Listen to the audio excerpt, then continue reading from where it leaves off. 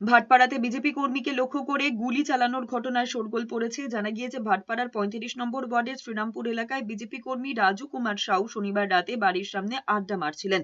অভিযোগ, সেই সময় সুজিত চৌধুরী ওরফে কালুয়া এবং তার দলবল প্রথমে গালিগালাজ করে, এরপরই গুলি চালিয়ে দেয়। যদিও গুলি লাগেনি বলে দাবি, তার আগেও মার্চ মাসে কালুয়ার বিরুদ্ধে গুলি চালানোর অভিযোগ উঠেছিল। যদিও পুলিশ গুলি চালানোর ঘটনার অস্বীকার করেছে। পরে ডানলপ থেকে সুজিতকে গ্রেফতার করেছে পুলিশ। আমার বাড়িতে ৯/৩/২০২৬-এ গুলি চালিয়েছিল, ভাঙচুর করেছিল বাড়িতে। আজ কালকে হঠাৎ সেই কালুয়া আরেস্ট হয়েছিল। 7 জনের নাম এফআইআর নাম ছিল, তার মধ্যে 4 জন আরেস্ট হয়েছিল, 3 জন এখনও সে দাপিয়ে বেড়াচ্ছিল, 3 জন অ্যারেস্ট হয়নি। সেই কালকে আবার আমার ভাইয়ের উপরে লক্ষ্য করে গুলি চালানো হয়।